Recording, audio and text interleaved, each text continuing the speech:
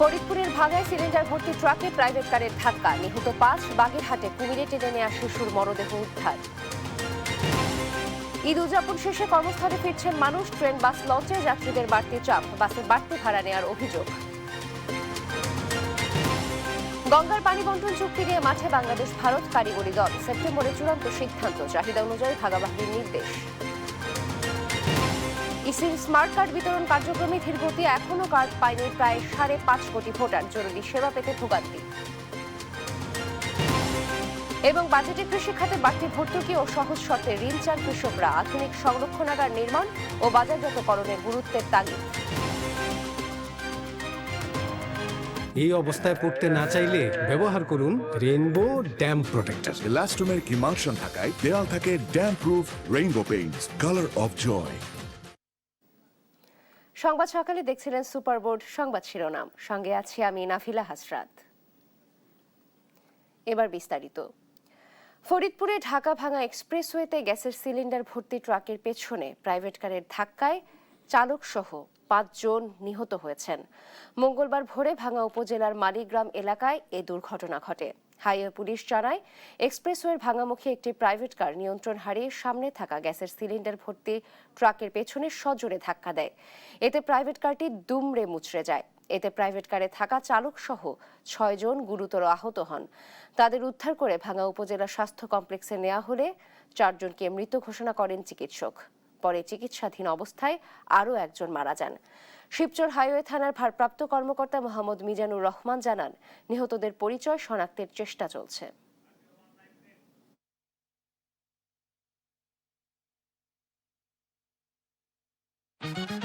Freedom নিয়ে এলো scooty নাকি গোল্ড অফার। স্টিকারে থাকা কিউআর কোড স্ক্যান করে প্যাকের ভেতরের কোডটি দাও আর প্রশ্নের উত্তর দিয়ে জিতে নাও স্কুটি অথবা গোল্ড কয়েন। দর্শক, ভাঙায় সড়ক দুর্ঘটনায় ৪ জন নিহতের সর্বশেষ পরিস্থিতি জানাতে শিবচর থেকে আমাদের সহকর্মী সরাসরি যোগ দিচ্ছেন শিবশঙ্কর রবি দাস। রবি, নিহতদের মরদেহ কখন নাগাদ হস্তান্তর করা হবে এবং পরিচয় তাদের শনাক্ত করা গেছে কিনা জানাবেন।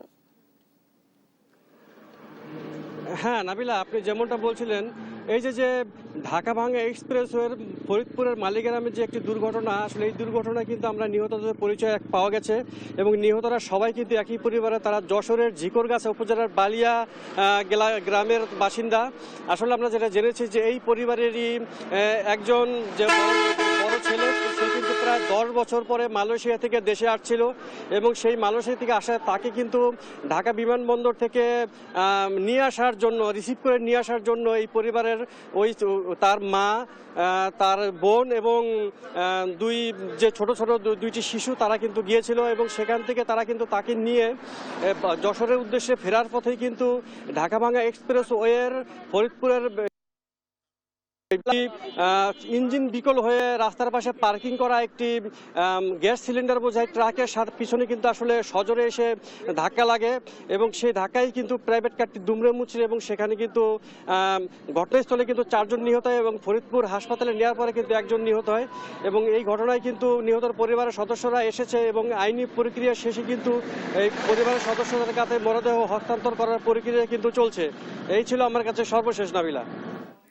রবি, ধন্যবাদ আপনাকে। দর্শক, শিবচরে যে সড়ক দুর্ঘটনাটি ঘটেছে তার ব্যাপারে সর্বশেষ তথ্য জানাচ্ছিলেন আমাদের সহকর্মী। এদিকে বাগেরহাটে হযরত খানজাহান আলীর বাজারের দিঘিতে কুমিরে টেনে নেওয়া শিশু ফাতেমার মরদেহ উদ্ধার হয়েছে। মঙ্গলবার সকালে মহিলা ঘাটের পাশ থেকে শিশুটির মরদেহ উদ্ধার করেন ফায়ার সার্ভিসের সদস্যরা। সোমবার রাতে গোসল করতে নামলে ফাতেমাকে দিঘিতে থাকা কুমির টেনে নিয়ে যায়। খবর পেয়ে ফায়ার সার্ভিস, পুলিশ ও জেলা প্রশাসনের সদস্যরা উদ্ধার অভিযানে অংশ নেন। শিশুটির মরদেহে কুমিরের কামড়ের চিহ্ন রয়েছে। মরদেহ দাফনের বিষয়ে সিদ্ধান্ত নেবে জেলা প্রশাসন।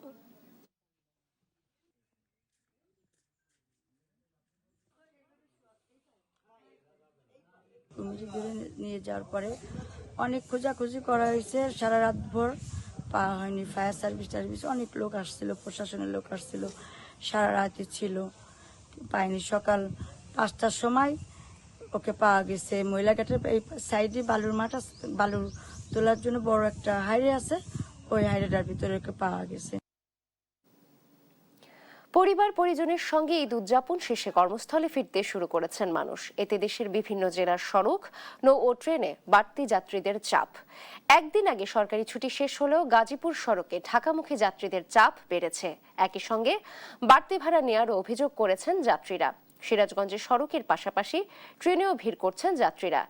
এছাড়া সাতক্ষীরা, গোপালগঞ্জ, খুলনা ও যশোরে এলাকায় সড়ক পথে ঢাকা ফেরার যাত্রীদের উপস্থিতি চোখে পড়ার মতো। অন্যদিকে বরিশাল, ভোলা, চাঁদপুর সহ অন্যান্য নৌ রুটে রয়েছে যাত্রীদের ভিড়। যদিও সড়ক পথে ভোগান্তি ও বেশি ভাড়া নেওয়ার অভিযোগ থাকলেও নৌপথে যাত্রায় স্বস্তির কথা জানালেন যাত্রীরা।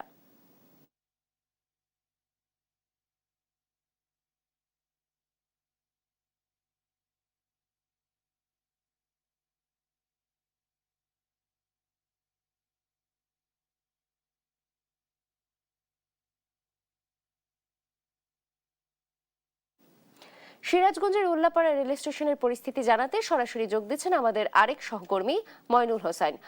ময়নুল, ট্রেনে ফিরতি যাত্রায় কেমন পরিস্থিতি দেখছেন? ভিড় কেমন? যাত্রীদের অভিযোগ রয়েছে কিনা জানাবেন। নাবিলা, আসলে আপনি যেমনটি বলছিলেন, পরিবার পরিজনদের সাথে ঈদের আনন্দ শেষ করে আবারও কর্মস্থলে ফিরতে শুরু করেছে কর্মজীবী মানুষ। আমি এই মুহূর্তে অবস্থান করছি সিরাজগঞ্জের উল্লাপাড়া স্টেশন এলাকায়। আমি একটু দেখানোর চেষ্টা করি যে আসলে ঈদের আনন্দ ভাগাভাগি শেষে আবারও যে কর্মজীবী মানুষজন যারা কর্মস্থলে ফিরতে শুরু করেছে, এই স্টেশনে কিন্তু আমরা সকাল থেকে দেখেছি যে মানুষের উপচে পড়া ভিড়, এবং কিছু সময় আগে কিন্তু একটি ট্রেন যাওয়ায় যাত্রীর সংখ্যা কিছুটা কমেছে। তবে আমরা জেনেছি যে বেলা বাড়ার সাথে সাথে কিন্তু আরো যাত্রীর চাপ বৃদ্ধি পাবে। তবে যাত্রীদের যে অভিযোগ রয়েছে, ট্রেনের শিডিউল বিপর্যয়ের কারণে কিন্তু তারা অনেকটাই ভোগান্তির শিকার হচ্ছে। এছাড়াও যে টিকিট পেতেও তাদের কিন্তু অনেকটা ভোগান্তি পোহাতে হচ্ছে, অর্থাৎ টিকিট থাকলেও কিন্তু কোনো ধরনের সিট দেওয়া হচ্ছে না। আসলে আমরা যদি একটু একজন যাত্রীর সাথে কথা বলতে চাই, আসলে ভাই ট্রেনের শিডিউল কেমন দেখছেন এবং টিকিটের ব্যবস্থাপনা কেমন দেখছেন? ট্রেনের শিডিউলের সময়সূচিটা খুবই বিলম্বতে ট্রেন আসতেছে। আমাদের মানে যাত্রা খুবই ভোগান্তিতে আমরা পড়তেছি। তো আমরা ইতিমধ্যে বাড়ি থেকে যে এই সময় আমরা স্টেশন ছেড়ে যাব, কিন্তু ট্রেন প্রায় 2-3 ঘন্টা পর্যন্ত লেট দেখা যাচ্ছে আর কি। আর টিকিটের ব্যাপারটা, অনলাইনে কোনো টিকিট পাওয়া যাচ্ছে না। আমরা যদি মানে অন্যরা মানে স্টেশনে অন্য লোকজনদের হচ্ছে ওনারা হচ্ছে যে ওনারা টিকিট হচ্ছে টাকা দিলে ওনারা টিকিট দিচ্ছে আর কি, এরকমটা আমরা দেখতে পাচ্ছি। যেমনটি শুনছিলেন যে আমরা একজন যাত্রীর সাথে কথা বলছিলাম, তিনি যেমনটি বলছেন যে আসলে অনলাইনে টিকিট না পাওয়া গেলেও যে বিভিন্ন যে স্টেশনের যে টিকিট কাউন্টারগুলো রয়েছে সেখানেও কিন্তু তেমন টিকিট পাওয়া যাচ্ছে না। তবে বাইরে যে চক্রটি রয়েছে ট্রেনের টিকিট বিক্রি করে, তাদেরকে অতিরিক্ত টাকা দিলে কিন্তু টিকিট পাওয়া যাচ্ছে। আমরা দেখেছি যে আসলে এই স্টেশনে কিন্তু পর্যাপ্ত পরিমাণ যাত্রী তারা কিন্তু আবারও কর্মস্থলে ফিরতে শুরু করেছেন। আমি যদি আরেকটা বিষয় একটু আপনাদেরকে জানিয়ে রাখি, এই উত্তরবঙ্গে কিন্তু প্রায় 35টি ট্রেন কিন্তু চলাচল করে। তো সিরাজগঞ্জের উল্লাপাড়া থেকে এই ছিল আমার কাছে সর্বশেষ তথ্য। নাবিলা। ময়নুল, ধন্যবাদ আপনাকে। দর্শক, সিরাজগঞ্জ থেকে ফিরতি যাত্রার খবর জানাচ্ছিলেন আমাদের সহকর্মী। যে কোনো ধরনের সহিংসতা, সন্ত্রাস, চাঁদাবাজি বন্ধে সরকার প্রতিশ্রুতিবদ্ধ বলে জানিয়েছেন প্রধানমন্ত্রী কার্যালয়ের মুখপাত্র মাহদি আমিন। বলেন, ফ্যাসিবাদী 16 বছরের প্রাতিষ্ঠানিক অবক্ষয় ও ধ্বংসস্তূপ মাত্র 3 মাসে দূর করা সম্ভব নয়। স্বচ্ছতা, সুশাসন, জনকল্যাণ এবং মানুষের প্রত্যাশা পূরণে সরকার কাজ করে যাচ্ছে বলেও মন্তব্য করেন তিনি। সরকার পরিচালনার দায়িত্ব নিয়ে প্রথম ঈদ উল আজহা উদযাপনে প্রধানমন্ত্রী তারেক রহমানের জনসম্পৃক্ত ও গণমুখী বিভিন্ন উদ্যোগ নিয়ে প্রধানমন্ত্রী কার্যালয়ের এ সংবাদ সম্মেলন। প্রধানমন্ত্রী কার্যালয়ের করবি হলে আয়োজিত এ সংবাদ সম্মেলনে জনপ্রিয়তার পেছনে না ছুটে সত্যতা যাচাই করে ডিজিটাল মাধ্যমে তথ্য উপস্থাপনের আহ্বান জানান প্রধানমন্ত্রীর অতিরিক্ত প্রেস সচিব আতিকুর রহমান। বড় বড় গণমাধ্যমগুলো আছি, এটাকে ঠাস ঠাস করে কপি করে না বুঝে না শুনে অনেকেই আমরা এটাকে মানে করে দিচ্ছি। এটা একটা মানুষের যে কতখানি ক্ষতি হবে, বা একটি দলের বা একটি দেশের, যেটাই বলি একটা প্রশাসনের, এগুলো আমরা চিন্তা করতেছি না। প্রধানমন্ত্রী কার্যালয়ের মুখপাত্র মাহদি আমিন জানান, ঈদ উল আজহায় প্রধানমন্ত্রীর নির্দেশনায় 10টি গণমুখী কাজে গুরুত্ব দিয়েছিল সরকার।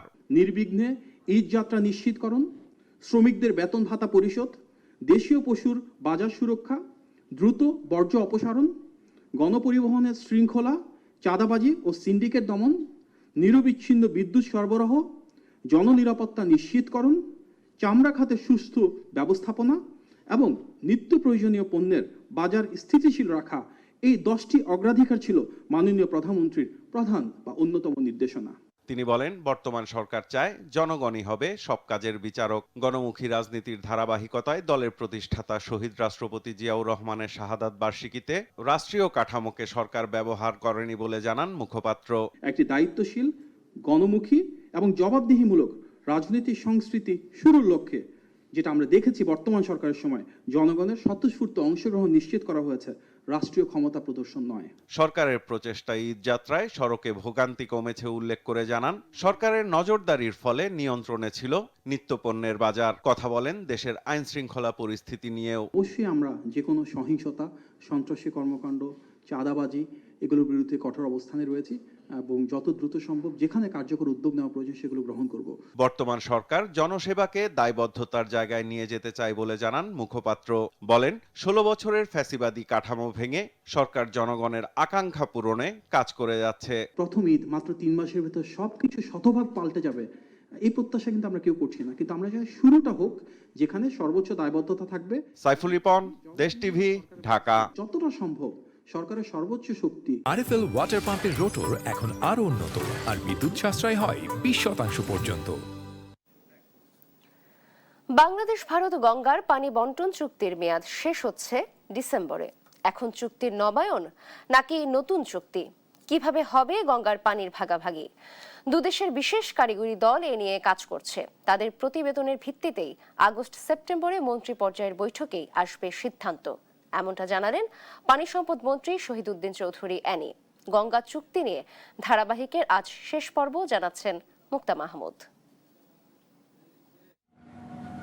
গঙ্গা নদীর পানি পেতে 1996 সালে ভারতের সঙ্গে 30 বছরের চুক্তি করেছিল বাংলাদেশ। সেই চুক্তির মেয়াদ শেষ হচ্ছে এ বছরের ডিসেম্বরে। পানির ভাগ পেতে নতুন করে চুক্তি হোক বা পুরনো চুক্তির নবায়ন হোক, ন্যায্য হিস্সা পেতে আন্তর্জাতিক আইন মেনে এগোনোর পরামর্শ এই পানি বিশেষজ্ঞের। 2004-এর যে ব্যালেন্স রুল সেখানে ক্লিয়ারলি বলা আছে যে এক্স অ্যামাউন্ট নদীর জন্য রেখে দিতে হবে। এই চুক্তিটা অবশ্যই হতে হবে যে অববাহিকা ভিত্তিক এক নম্বর।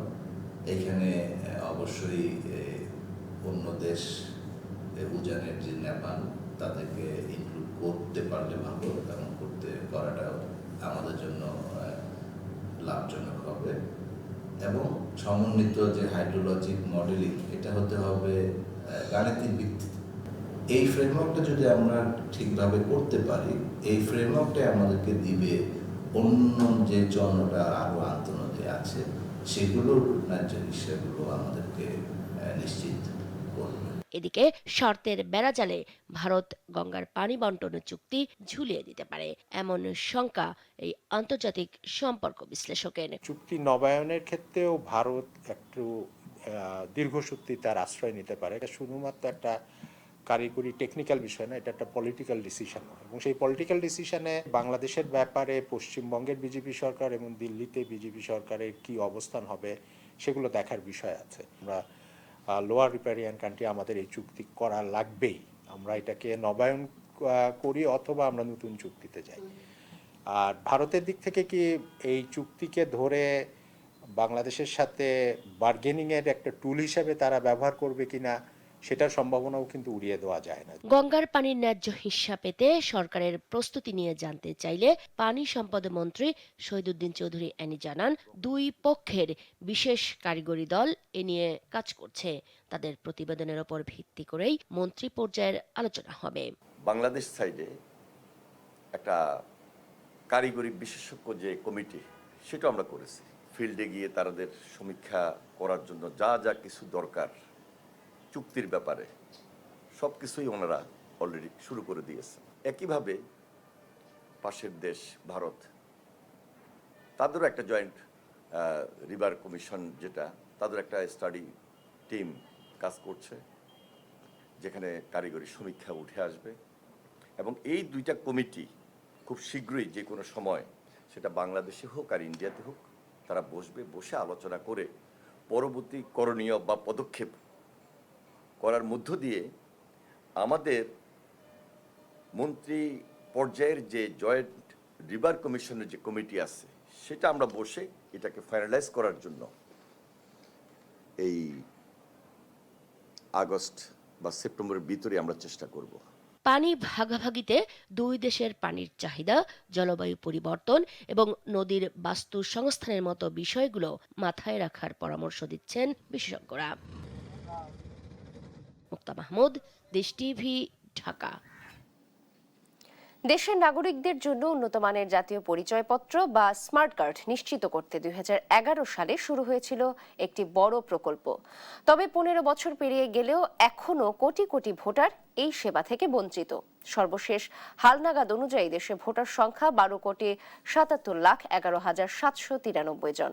এদের মধ্যে স্মার্ট কার্ড হাতে পেয়েছেন 7,30,31,246 জন।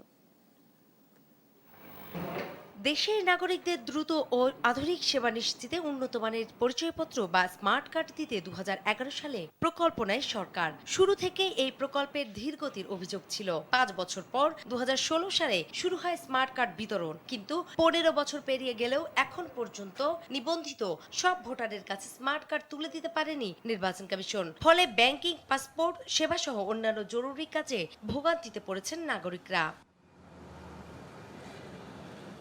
দেশে মোট ভোটার 12,77,00,000-এর বেশি। এর মধ্যে 5,46,00,000-এরও বেশি ভোটার এখনো স্মার্ট কার্ড পাননি। প্রতিনিয়তই যুক্ত হচ্ছে নতুন ভোটার, ফলে তালিকা আরো দীর্ঘায়িত হচ্ছে, বাড়ছে জট।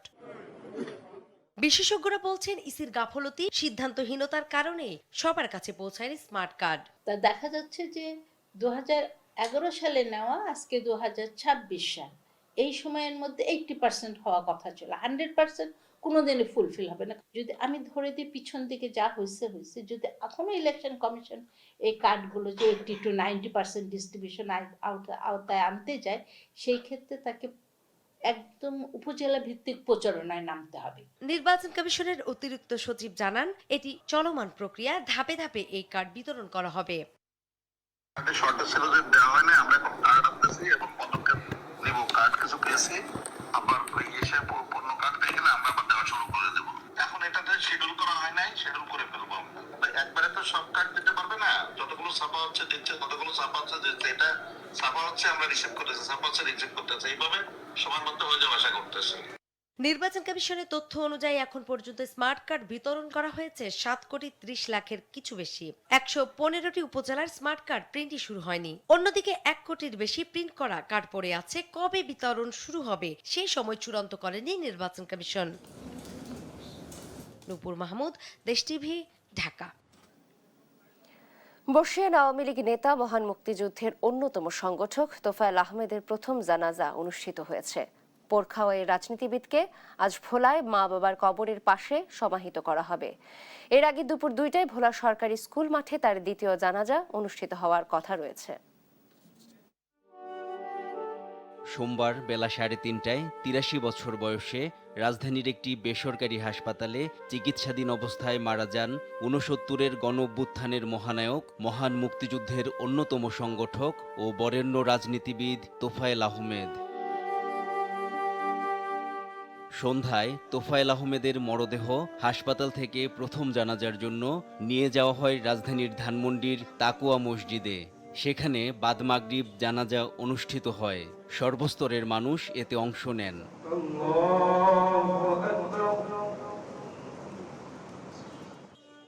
এ সময় বর্ষিয়ানের রাজনীতিবিদের মরদেহ দেখতে এসে গভীর শ্রদ্ধা ও ভালোবাসায় তার বর্ণাঢ্য রাজনৈতিক ও কর্মজীবনের কথা স্মৃতিচারণ করেন দীর্ঘদিনের রাজনৈতিক সহকর্মীরা। তোফায়েলের আত্মার শান্তি কামনা করছি। বাংলাদেশ যতদিন আছে, তোফায়েল আহমেদরা ততদিন বেঁচে থাকবে। উনি মানুষকে উপকার করে কোনোদিন সেটা বাইরে প্রকাশ করতেন না। বাংলাদেশ যতদিন থাকবে, তোফায়েল ভাইয়ের স্মৃতি মানুষের মনে ততদিনই থাকবে। এ সময় তাকুয়া মসজিদের পাশে থাকা আওয়ামী লীগের নেতাকর্মীরা স্লোগান দিতে থাকলে বেশ কয়েকজনকে আটক করা হয়।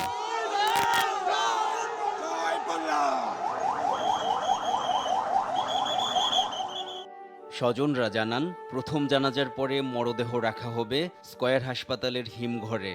পরে মঙ্গলবার সকাল 10টায় মরদেহ হেলিকপ্টারে করে নেওয়া হবে ভোলায়। মঙ্গলবার জোহরের নামাজের পরে ভোলা জেলা স্কুল মাঠে দ্বিতীয় জানাজা শেষে পারিবারিক কবরস্থানে বাবা মায়ের কবরের পাশে দাফন করা হবে তোফায়েল আহমেদকে। দেশবাসীর কাছে আমি দোয়া চাই তার হয়ে। আগামীকাল সকালে হেলিকপ্টারে তাকে ভোলা গভর্নমেন্ট স্কুল মাঠে জহুরবাদ তার দ্বিতীয় জানাজা অনুষ্ঠিত হবে। তার গ্রামের বাড়ির তার মায়ের পাশে তাকে দাফন করা হবে। NI নাহিদ, দেশ টিভি, ঢাকা। রাজধানীর পল্লবীতে 8 বছরের শিশু রামিসা আক্তারকে ধর্ষণ ও হত্যা মামলায় আজ সাক্ষ্য গ্রহণ শুরু হবে। মামলাটির অভিযোগ গঠন শুনানি শেষে আদালত সাক্ষ্য গ্রহণের জন্য এদিন নির্ধারণ করেন। সোমবার ঢাকা মহানগর শিশু সহিংসতা দমন ট্রাইব্যুনালে মামলার অভিযোগ গঠন শুনানি হয়। মামলার প্রধান আসামি সোহেল রানা ও তার স্ত্রী স্বপ্না আক্তারের উপস্থিতিতে শুনানি হয়। এর আগে গত 24শে মে আদালত পুলিশের দাখিল করা অভিযোগপত্র আমলে নিয়ে 1 জুন অভিযোগপত্র গঠন শুনানির তারিখ নির্ধারণ করেন। তদন্তে ডিএনএ রিপোর্ট, ময়নাতদন্ত প্রতিবেদন এবং ফরেনসিক আলামতের ভিত্তিতে অভিযোগপত্র প্রস্তুত করা হয়েছে বলে জানা গেছে।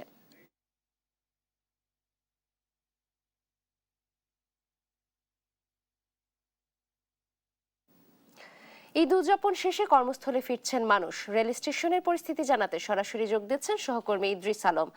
ইদ্রিস, স্টেশনে কর্মস্থলমুখী মানুষের ভিড় কেমন দেখছেন? ভোগান্তির অভিযোগ রয়েছে কিনা এবং ট্রেন সঠিক সময়ে এসে পৌঁছেছে কিনা জানাবেন। নাবিলা, আপনি যেমনটি বলছিলেন, আপনি জানেন যে পবিত্র ঈদ উল আজহা 7 দিনের ছুটি শেষ করে গ্রাম থেকে ঢাকায় ফিরছে মানুষ কর্মব্যস্ত জীবনের তাগিদে। একই সাথে যদি জানিয়ে রাখি, কিছুক্ষণ আগেই জামালপুর থেকে যমুনা এক্সপ্রেস নামের একটি ট্রেন এসেছে এবং সেই ট্রেনেও কিন্তু আমরা যাত্রীদের উপচে পড়া ভিড় দেখেছি যারা ঢাকায় ফিরছে। একই সাথে যদি আমি জানিয়ে রাখি যে বেশ কয়েকটি ট্রেন এসেছে, প্রত্যেকটি ট্রেনই তেমন শিডিউল বিপর্যয়ের কথা বলেননি যাত্রীরা। আমরা যাত্রীদের সঙ্গে কথা বলেছি, তারা আমাদেরকে জানিয়েছেন মোটামুটি সঠিক টাইমের মধ্যেই ট্রেনগুলো আসার চেষ্টা করছে এবং আসছেন। একই সাথে যদি জানিয়ে রাখি যে এইমাত্র যে ট্রেনটি কমলাপুর রেল স্টেশনে এসে দাঁড়িয়েছে সেটি জামালপুর থেকে যমুনা এক্সপ্রেস, সেই ট্রেনেই কিন্তু উপচে পড়া যাত্রীদের ভিড় দেখেছি। আপনি জানেন, একই সাথে আমি আরেকটি বিষয় জানিয়ে রাখি, যারা ঈদের ছুটি কাটাতে পারেনি তারাও কিন্তু ঢাকা ছাড়ছে, এর সংখ্যাও কিন্তু কম নয়। একই সাথে আমরা বলতে চাই যে এবার ঈদের ছুটিতে যেমন নির্বিঘ্নে যাত্রা করেছেন যাত্রীরা, বলছেন যে ফেরার পথটাও তেমনই ছিল, নির্বিঘ্নে তারা যাত্রা করতে পেরেছেন। তারা বলছেন যে এভাবে যদি ট্রেনের যে শিডিউল বিপর্যয় থাকে কিছুটা, এটা যদি ব্যাহত করতে পারে বা এটা যদি সঠিকভাবে নির্দেশনা দিয়ে কাজ করতে পারে সরকার, তাহলে ঈদ যাত্রা প্রতিবারের মতোই ভালো হবে। একই সাথে এবারের ঈদ যাত্রায় কিন্তু যাওয়া এবং আসা দুটিতে যাত্রীরা সন্তোষ প্রকাশ করেছেন এবং বলছেন যে বড় ধরনের কোনো দুর্ঘটনা এবং ট্রেনের ঘটনাতে শিডিউল বিপর্যয় ছাড়াই কিন্তু ঈদের যাত্রায় যেমন গিয়েছে এবং ফিরছেও কিন্তু একইভাবে। যেমনটি বলছিলাম যে এবারে যে ঈদ ট্রেন যাত্রায় যে স্বস্তির যে খবরটি, একই সাথে কিন্তু আমি জানিয়ে রাখি যে এবার কিন্তু স্ট্যান্ড বাই টিকিট দিয়ে যারা মানুষ ট্রেনে গাদাগাদি করে গিয়েছে সেই চিত্র কিন্তু এবার দেখা যায়নি। স্ট্যান্ড বাই যাত্রী এবার কোনো দেখা যায়নি। একই সাথে যেগুলো সিট ছিল সেগুলো সিটে আসনে বসেই কিন্তু যাত্রীরা এসেছেন। খুবই অল্প সংখ্যক মানুষ হয়তো দাঁড়িয়েছিলেন। যাত্রীরা বলছেন যে এভাবে থাকলে হয়তো ট্রেনের যে স্বস্তির যাত্রা সেটি তারা ফিরে পাবেন। নাবিলা, এই ছিল সর্বশেষ তথ্য কমলাপুর রেল স্টেশন থেকে।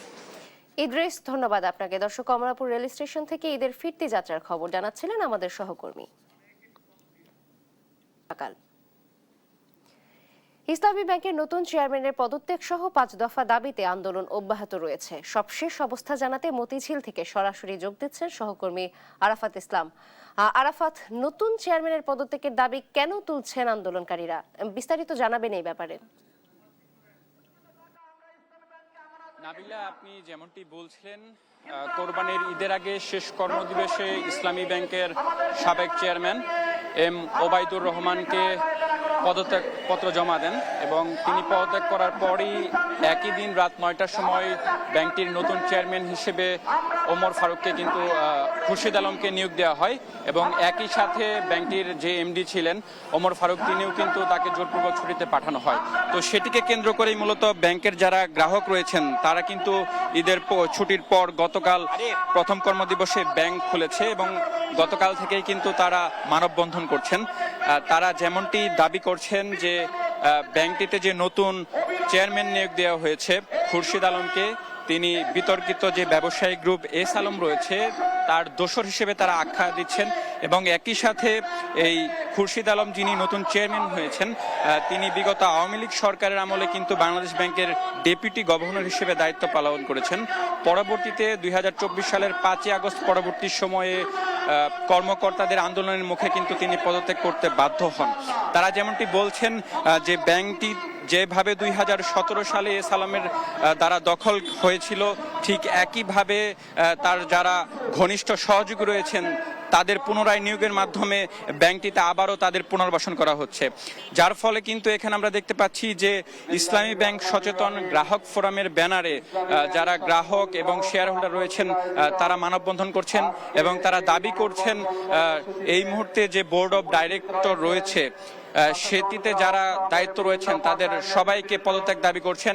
একই সাথে এই বোর্ড ভেঙে দিয়ে নতুন একটি বোর্ড গঠনের তারা দাবি জানাচ্ছেন। এবং আমরা পুলিশের সাথে কথা বলেছি, পুলিশ যেমনটি বলছেন গতকাল যেমনটি জানেন যে এখানে যারা মানববন্ধনে দাঁড়িয়েছিলেন তাদেরকে কিন্তু পরিস্থিতি অপ্রীতিকর ঘটনার কারণে তাদেরকে জল কামান এবং টিয়ারশেল নিক্ষেপ করে ছত্রভঙ্গ করে দেওয়া হয় এবং আজকেও পুলিশ সতর্ক অবস্থানে রয়েছে। আমরা দেখতে পেয়েছি এখানে নিরাপত্তার দায়িত্বে আইনশৃঙ্খলা বাহিনীর বিপুল সংখ্যক সদস্য মোতায়েন করা হয়েছে।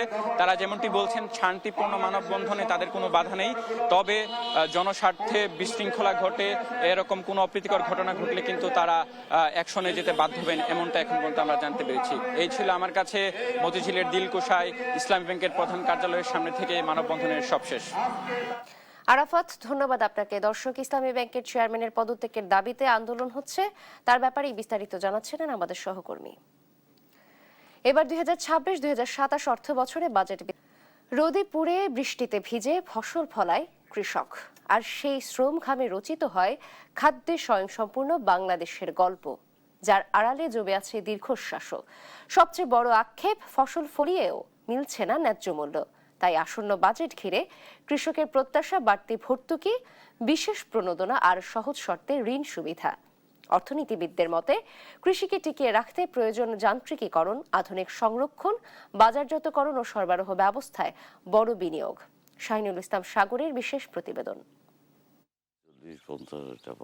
জীবনের অর্ধশতক পেরোনো কৃষক দম্পতি জহির আর দরিয়া নিজের জমি না থাকায় এক টুকরা বন্ধক নেয়া মাটিতে চাষ করেছিলেন ঢেঁড়স। সকালের শিশির আর দুপুরের প্রখর রোদ ঘাম শ্রমে বড় করেছেন ফসল। সেই ফসল তুলতে গিয়ে তাদের মুখে হাসির বদলে লোকসানের অন্ধকার। এইভাবে চলি, এই কি নরম আইয়ে সংসার চলানো যায়, কি কাম করবো আর কি কাম আছে। বিছুন দিলে বা সার দিলে আমাকে ভালো বিষয়। বাজেটের কথা উঠতে জমে থাকা দীর্ঘশ্বাস বের হয়ে আসে কৃষক দম্পতির কণ্ঠে। কৃষি অফিসের সেবা তাদের কাছে যেন অজানা গল্প।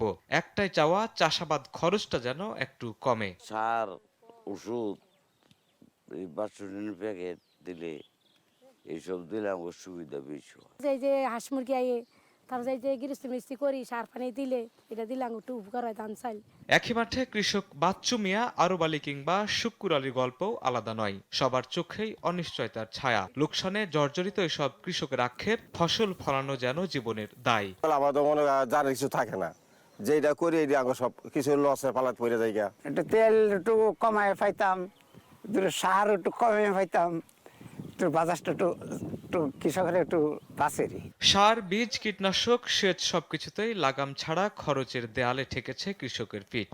আবার ফসল ফলিয়েও মিলছে না ন্যায্য মূল্য। তাই কৃষক এখতিয়ার কিংবা শুক্কুর আলীদের দাবি, বাজেটে যেন থাকে বাড়তি ভর্তুকি, বিশেষ প্রণোদনা আর সহজ শর্তে ঋণ সুবিধা।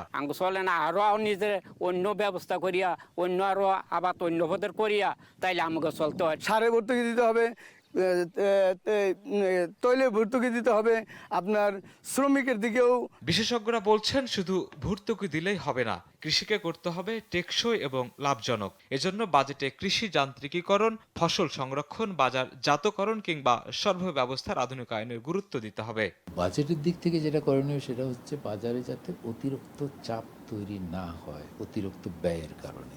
একেবারে ভর্তুকি আমরা তুলে দিলাম, কৃষিতে ভর্তুকি দিব না, ডিজেলে ভর্তুকি দিব না, এই জায়গাটায় আমরা হয়তো আমাদের বিভিন্ন সংস্থার চাপ থাকতে পারে, কিন্তু আমাদের দেশের স্বার্থের কথা চিন্তা করে এগুলোতে আমাদের সিদ্ধান্ত নিতে হবে। কৃষি অর্থনীতিবিদরা বলছেন, খাদ্য নিরাপত্তার প্রশ্নে কৃষি খাতে ভর্তুকি কমানোর সুযোগ নেই, তাই স্মার্ট কৃষি ব্যবস্থা গড়তে বড় বিনিয়োগ জরুরি। তাকে যথেষ্ট পরিমাণে সুরক্ষা দিতে হবে এবং সেটা বীমা হতে পারে, সেটি পুঁজি, স্বল্প সুদে পুঁজি দেওয়া হতে পারে। বাজেটে যদি কোনো বরাদ্দ রাখা হয়, ভর্তুকি হোক বা উপকরণ বা কৃষক কার্ড, আমাদের প্রথম লক্ষ্য থাকবে, আমি জোর দিয়ে বলবো, যে এটি কৃষক কিনা, সে চাষি কিনা। জমির মালিক হলে তো হচ্ছে না, কেন উনি তো চাষ করছেন না। বিশেষজ্ঞদের পরামর্শ, চালু করতে হবে কৃষি বীমা, বাড়াতে হবে দুর্যোগ সহনশীল বীজ ব্যবহার এবং কৃষি গবেষণায় বাজেট বরাদ্দ। যে কৃষকের ঘামে ভরে ওঠে আমাদের খাদ্যের থালা, সে কৃষকও এখন অপেক্ষা একটি স্বস্তির বাজেটের, যেখানে থাকবে উৎপাদনের নিশ্চয়তা, থাকবে আগামী দিনের বেঁচে থাকার প্রতিশ্রুতি। কারণ কৃষক বাঁচলে কৃষি বাঁচবে, আর কৃষি বাঁচলে বাঁচবে দেশের নিরাপদ খাদ্য প্রতিশ্রুতি। অর্থনীতিবিদদের মতে মূল্যস্ফীতির এই চড়া বাজারে কৃষি খাতকে অগ্রাধিকার দিয়ে যদি বাজেট প্রণয়ন করতে পারেন, তাহলে ফিরতে পারে কৃষকের স্বস্তি। এখন দেখার বিষয়, আসন্ন বাজেটে কতটা প্রতিফলন ঘটে কৃষকের সেই চাওয়া পাওয়াগুলো। শাহিনুল ইসলাম সাগর, দেশ টিভি, ঢাকা। লোডশেডিং কিংবা তীব্র গরমে ওয়ালটন রিচার্জেবল ফ্যান থাকলে থাকবে শুধু বাতাস আর বাতাস। ঈদের পর নিত্যপণ্যের বাজারে কিছুটা স্বস্তি ফিরেছে, কমেছে সবজি, ডিম ও কয়েকটি নিত্যপণ্যের দাম। এ নিয়ে আরো জানাতে চট্টগ্রাম থেকে সরাসরি যোগ দিচ্ছেন আজিজা হক পায়েল এবং মাগুরা থেকে মিনারুল ইসলাম জুয়েল। শুরুতেই যাচ্ছি পায়েলের কাছে। পায়েল, নিত্যপণ্যের বাজার পরিস্থিতি কেমন দেখছেন এবং দরদাম নিয়ে ক্রেতারা কি বলছেন, জানাবেন বিস্তারিত।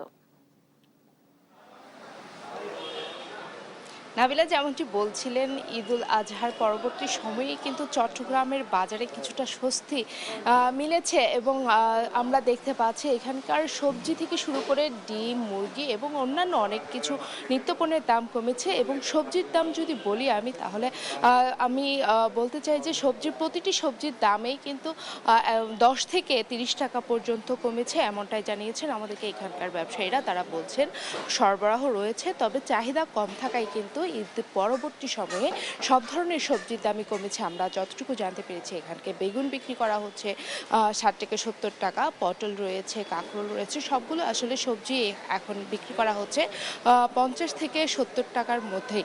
আসলে বলা যায় যে এখন সব কিছুর দামই একেবারে কমেছে এবং ব্যবসায়ীরা বলছিলেন যে আসলে সব কিছুর সরবরাহ রয়েছে এবং চাহিদা কম থাকায় কিন্তু এই দাম কিছুটা কমেছে, এমনটাই জানিয়েছেন। এই দাম আসলে কতদিন কম থাকবে এবং সরবরাহ কেমন রয়েছে, চাহিদা কতটুকু কম রয়েছে এবং ক্রেতারা আসছেন কিনা একটু জানাবেন আমাদের। এখন কিন্তু সরবরাহ অনেক আছে, সবজির দাম তো কম আছে, যেহেতু বৃষ্টি নেই, বৃষ্টি যত বেশি পড়লে সবজির দামটা একটু বেড়ে যাবে আর কি। তখন সরবরাহ অনেক সবজির দাম আপনার যেহেতু পড়ো 50-60 টাকা, বেগুন 50-60 টাকা, ভেন্ডি আপনার 40-50 টাকা। আসলে এইভাবে সবজির দাম কম আছে, যেহেতু বৃষ্টি নেই, বৃষ্টি পড়লে সবজির দাম একটু বাড়বে। যেমনটা শুনছিলেন, আসলে সবজির দাম কিছুটা কম রয়েছে, সেই সাথে কিন্তু মাছের দাম কিন্তু স্বাভাবিক রয়েছে, আগের মতোই রয়েছে। তবে এখনো পর্যন্ত ঈদ পরবর্তী সময়ে মুরগি এবং ডিম সব কিছুরই দাম কম রয়েছে। তবে ভোজ্য তেলের দাম এখনো পর্যন্ত বাড়তি রয়েছে, এমনটাই জানা গেছে। এই ছিল চট্টগ্রামের নিত্যপণ্যের বাজারের সর্বশেষ তথ্য। মাগুরার সর্বশেষ পরিস্থিতি জানাবে আমাদের সহকর্মী জুয়েল।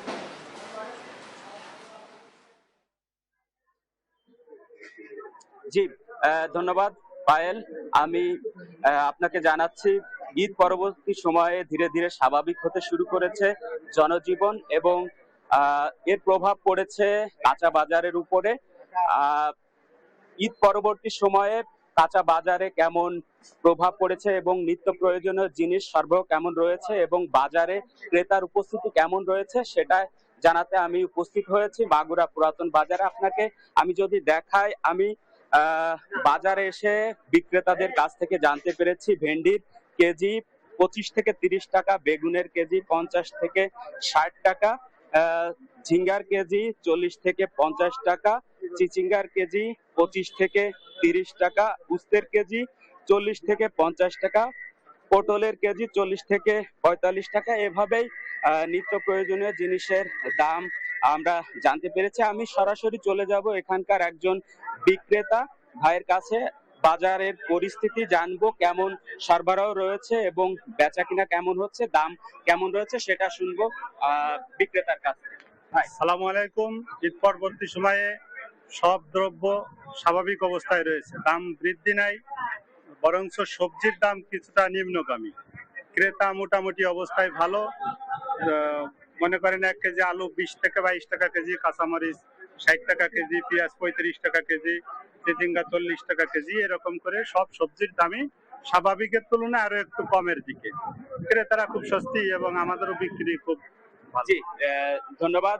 আপনাকে জানাচ্ছিলাম বাজারের আজকের চিত্র। মোটামুটি কাঁচা বাজারে মাগুরাতে কিন্তু স্বাভাবিক রয়েছে। ঈদের আগের যে ঊর্ধ্বগামী ছিল কাঁচা বাজারের দাম, সেখান থেকে কিন্তু ঈদের পরবর্তী সময়ে স্বাভাবিক রয়েছে কাঁচা বাজার। এই ছিল মাগুরা থেকে কাঁচা বাজারের শেষ চিত্র। জুয়েল এবং পায়েল, ধন্যবাদ আপনাদেরকে। দর্শক শুনছিলেন মাগুরা এবং চট্টগ্রামের বাজার পরিস্থিতির সর্বশেষ। দেখছেন